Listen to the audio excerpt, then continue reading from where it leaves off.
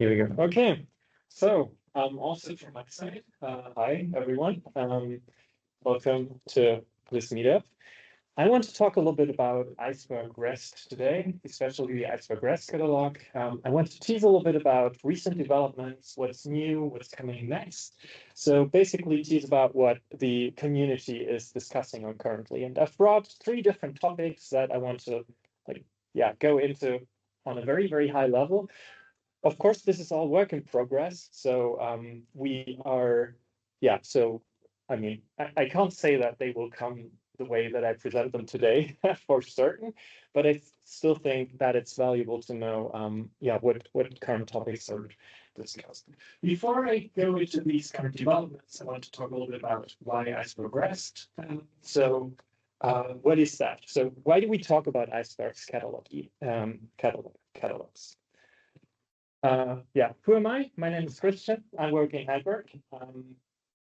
Co-founder and software engineer of our panel, and most of my time I spend developing Lakekeeper. Lakekeeper is the REST native, Apache Iceberg REST catalog, and I think this is pretty much all I'm going to say about Lakekeeper for today. But feel free to try it out. It's open source. It's free. So let's start to talk a little bit about Iceberg's catalog. Iceberg catalogs and the need for the Iceberg REST catalog. Maybe here in the audience, just to get a brief understanding of who's sitting here, who's familiar with the REST catalog itself? Okay, who's still using older versions, other Iceberg catalogs that we've seen before?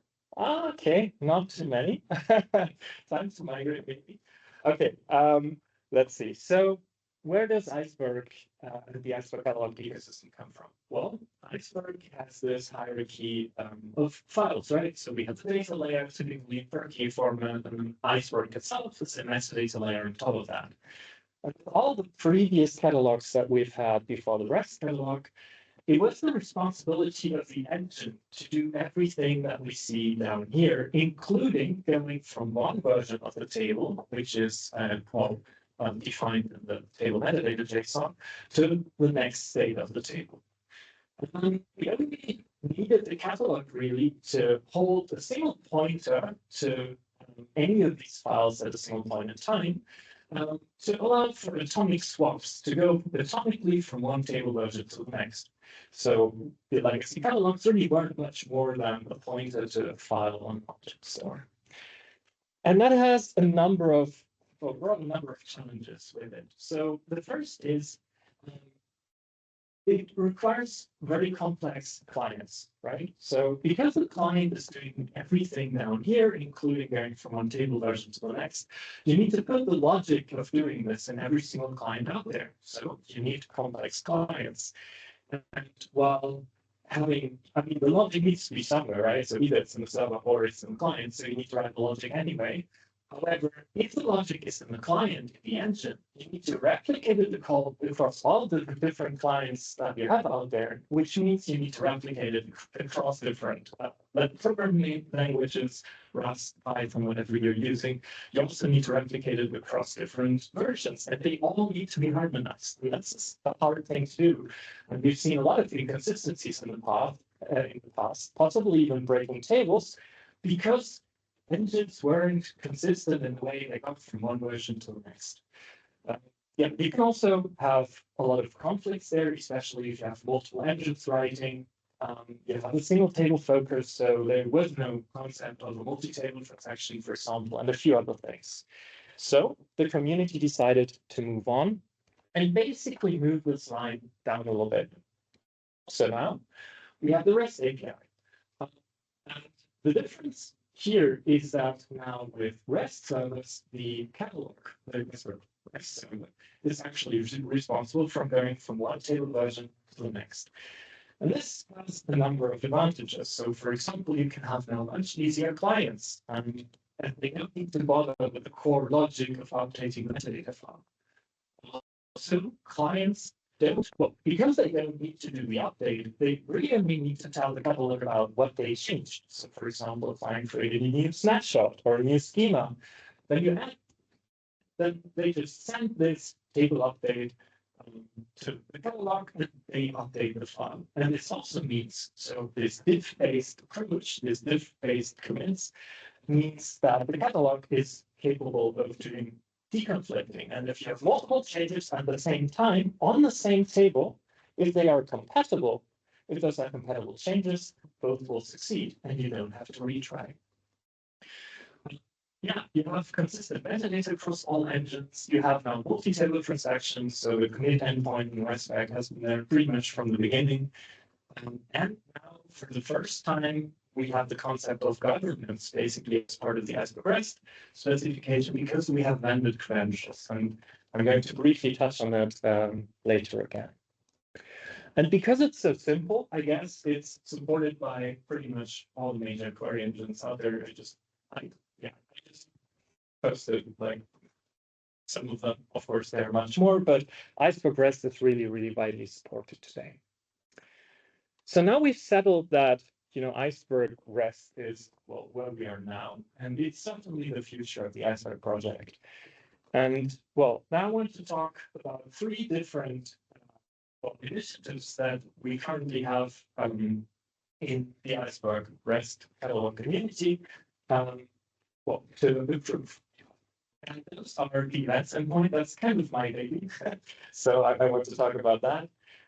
Then to security-related things, because something that we're still missing badly in specification is fine-grained access controls, row and column level security. So where are we and where we're heading? I'm going to talk a little bit about that. And last but not least, beta of support, because I think that we need it. Okay. So let's start with the events endpoint. I think this initiative for the events endpoint started roughly around last December or so. We are now in a very good state already. We are pretty much aligned on the new specification, and folks are starting to implement it now. So we just had the first PR for Java last week, and I'm working on a PR for Rust.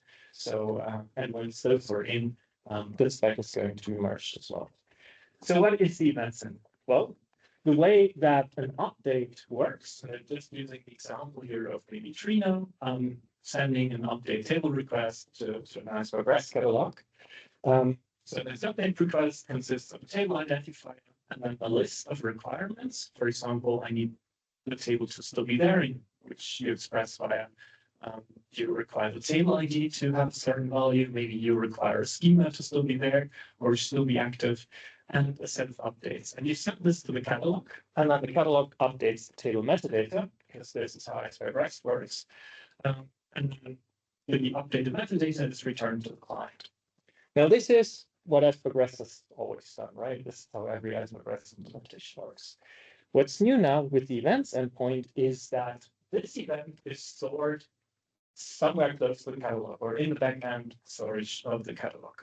So you have an event store now, and this event store is central. This event store, you store everything pretty much that happens to tables, to namespaces, to views in this store. And this allows it to provide an endpoint, the events endpoint, which is available right there. So it's a post request. And it can be used to retrieve those events. So for example, now you can have maybe an airflow sensor in the future. And this airflow sensor asks for every create table event in the namespace 1. And the catalog returns it. So now you get all of the create table events in this namespace and below, and also the next page token.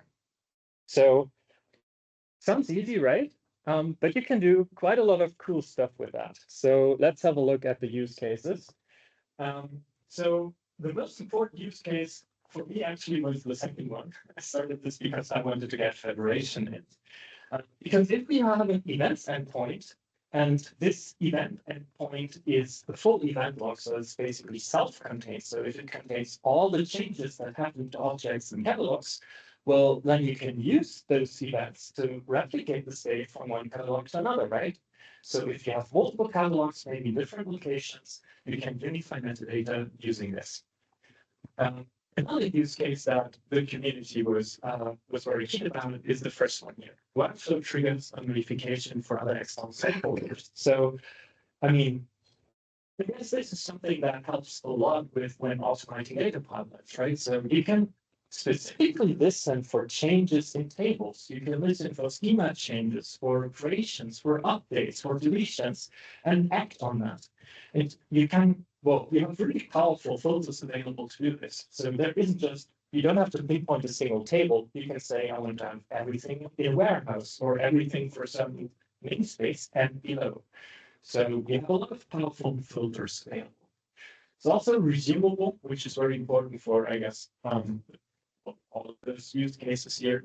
And maybe the last use case, auditing and debugging. Each event contains information about who caused it. So you see for each event, you see what requirements were sent to the server and what updates were sent to the server. And so you can use this for both for auditing, seeing like you changed something, but also for debugging, seeing, well, why does my query engine return the data that I want? Why is my table corrupted? Maybe. So super helpful endpoint. So that's the first topic. It's not merged yet. I have that in the lower left corner, so it's coming soon, hopefully. Yeah, I'm pretty certain actually that we get this in quite soon.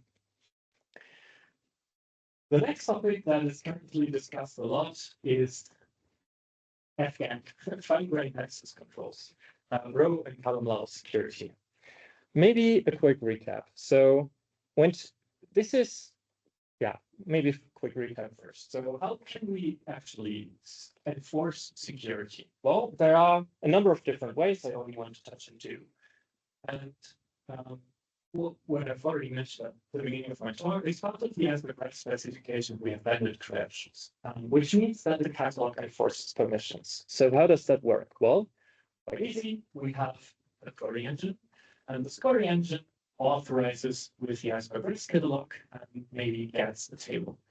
And in return, you don't only get metadata of this table, but you also get temporary credentials that maybe expire after 10 minutes or an hour or whatever you've configured. And now the query engine can directly access the object store to read files of that table. The problem here is that access is really like typically only on table level or partition level, but it's not row or column level, because if you have access to a RK file, who guarantees that you're not going to read all the columns or all the rows, right? So here we have this fundamental limitation of table level security. So that's, I guess, good, but probably not sufficient. So what other options do we have? Well, if we trust our compute to do the filtering, and we trust our compute typically in a scenario when we have a centrally managed Spark or DuckDB or whatever, right? So if we have a centrally managed query engine, we can trust that. The compute can also enforce permissions. So how does that look like? So I have an example here. So we have two different users, like that's me and that's crazy me now setup, and we both use Trino and we want to, access the table. So first we're going to log into the query engine, and we're using, a typical OAuth flow to log in. As an example, I'm using Keycloak here as an identity provider, but could be really anything. So next, I want to query a table, so I'm contacting the REST catalog server, and that might be as a system user or via impersonation. Let's use the example of a system user first. Then the catalog validates the token with the IDP, so it checks if we're really authenticated, and then it checks the permissions. With Lake people, we store our permissions externally, like that's a modular system. It could be OpenFGA or OpenPolicy or something else, but we store it in an external system, we check it, and then we return the metadata and the credentials to the query engine. Now, the query engine, and this is something that not many query engines can do today, can go and check the permissions for my user, right? The problem here is And this is actually the problematic line, that this is query engine specific, right? We don't have a standard yet. So tell the query engine, well, Christian is able to read lines that according to that photo of these specific columns. But, well, actually, the picture that we see here today, like this is possible today with Trino because Trino has this option via the external OpenFTA bridge. So, yeah, this works today, but this is not nice. And now Trino can go ahead and retrieve the data and, of course, filter the data, so filter all the rows and columns we're not to see and return to the user. But as I said before, so while this works today, it's not nice that we need a query engine specific translation here and that this whole error here is something that we would like to avoid. How great would it be if we could instead standardize standardize an interface which all the query engines speak as part of the Iceberg REST catalog specification, so that the REST catalog provides filters, so prefixes, columns that the user is allowed to read to the query engine, and the query engine can then filter it. So that we don't need all of this anymore.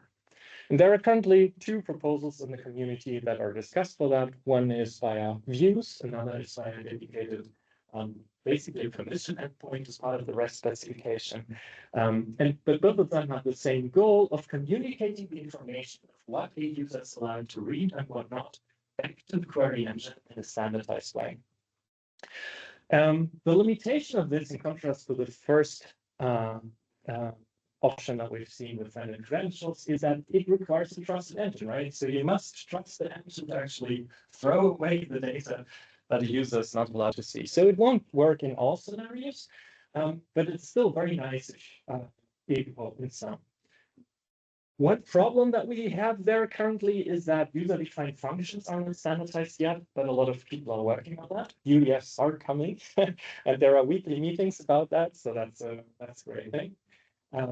Yeah, and currently policy management is out of scope, so basically this green arrow was in the proposal, and that's for itself, that's a good thing. It's only about communicating the information about what the user is allowed to see back to the engine. It's not about the engine actually setting those permissions in some way.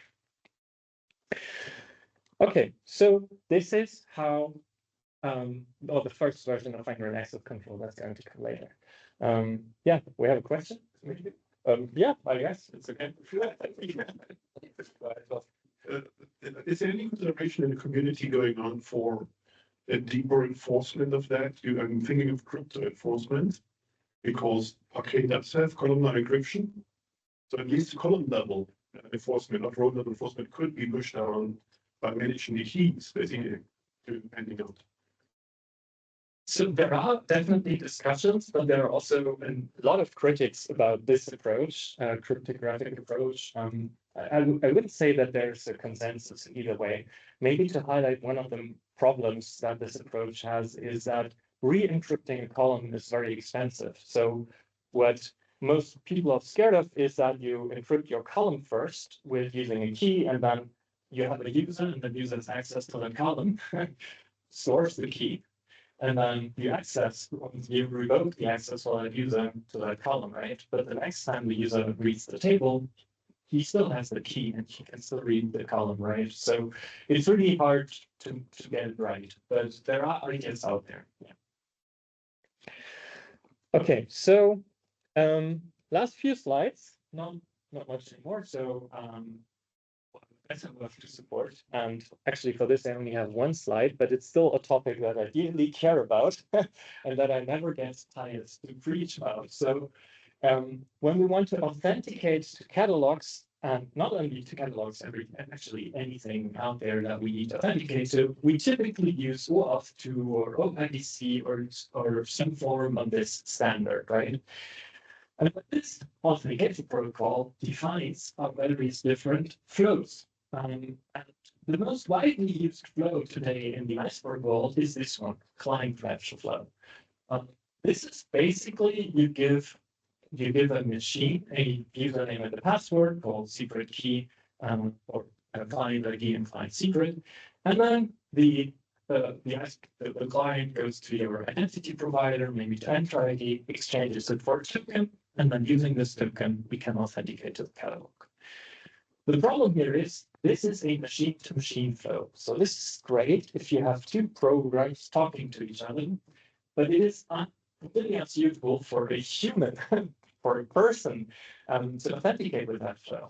So OAuth defines various different flows, and the two here on the right are mainly made for machines, and the ones here on the left, namely device code flow and authorization code flow, they are meant for us, for people.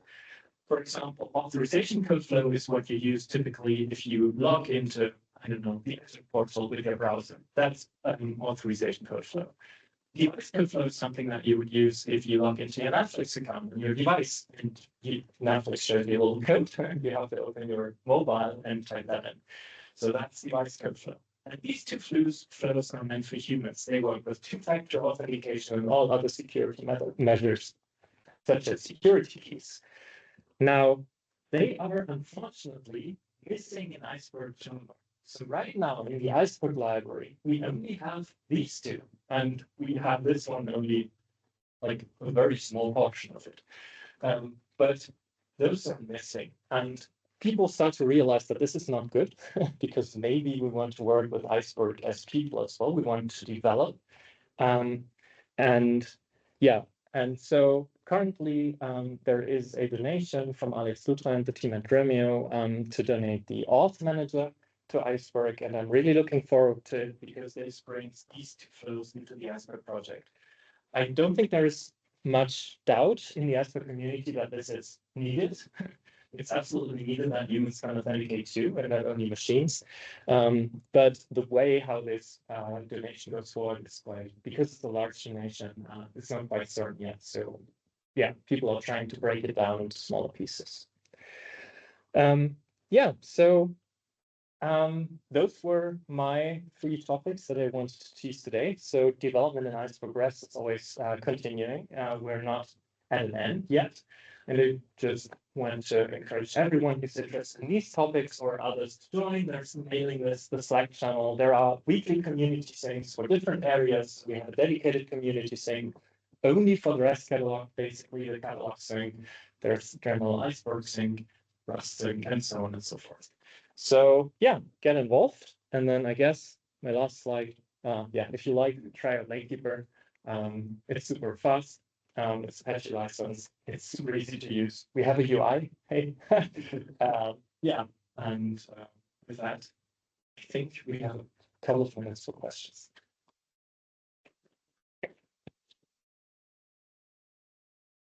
Thank you, Christian. Are there any questions around the Iceberg? What Christian just presented about the governance? On the FGAC front, you mentioned Trina. Are there any other vendors do you know of that are like working on this on the compute side right now? Okay, so for row and column level security from not purely from the compute side, so I think the best chance to get from column level security in is via the standardization as part of the Iceberg project. But what we also don't have is there are rarely any multi-user query engines who pass on the information about which user is actually making the query to the catalog. And there are a number of others. I think this is actually the first step, right? So before the catalog can maybe even provide row and column level security, first step would be the catalog needs to know who is actually doing the query. And Trina has done this like from the beginning very well, and there are other query engines now catching up. To name one example, for example, Starbucks. And they are using token exchange flow, which we had on the slide here before, to impersonate a user, so that we get the session as part of the session information we have at the catalog level who is actually doing a query. This is absolutely irrelevant for single user query engines, right? So if you have a Apache Iceberg that runs in your notebook, this will only ever have a single user. Most WebDB instances as well, right? You download WebDBs, you run it in your I hope that answers the question. Thank you, Christian, very much. And there's one more question. Well, let's do one more question. Let's do one more question. So I don't know if it's blasphemy in this room today, but I'm curious if you can give a sort of an honest assessment of how does it compare to the Delta ecosystem, the Lambda ecosystem, in terms of those who basically things like FGAG and so on. Where would you see that ecosystem compare, or Iceberg compared to that? And also the Databricks catalog ecosystem and so on. How do you think it compares? So, yeah, it's a difficult question, and we should probably talk about longer in the break. Maybe to give a few examples. So you can also cheat FGAC basically and completely define the purpose of a lakehouse, which is a little bit of what Databricks is doing. In the sense that they say, well, we support FGAC with every single query engine out there. But how do they do that? Well, if you run a query on a table that is secured via fine-grained access controls, then they take the Parquet files with their own query engine, and of course you pay for that. They're going to remove everything that the client is not allowed to see and put it back onto the storage, right? And then, yeah, it would have been better to just use that compute in the first place to answer your query than to just filter it and then give you a modified Parquet file. So I think this standardization in Iceberg is going in absolutely the right direction, because this is what a Lighthouse is all about. Not having a central compute about having decentral modular compute. Yeah, so I guess this is the short answer. I'm happy to talk about it later. I agree with not cheating, what you are just doing. We have an online question, yeah. So similar question to how does Lakekeeper compare with against Polaris, which is another open source catalog? Okay, so maybe just on a very quick level. So we are quite a bit faster than Polaris because I guess one of the reasons we're written in Rust, we have a UI. But in general, like we serve the same purpose. So I would just encourage everyone to go out and try it out. Yeah, so we try to be the easiest usable one. So I guess if you've tried out Polaris, maybe try out Lakekeeper as well and let me know if that is actually true. That will be valuable feedback. Yeah. Thank you. Great question.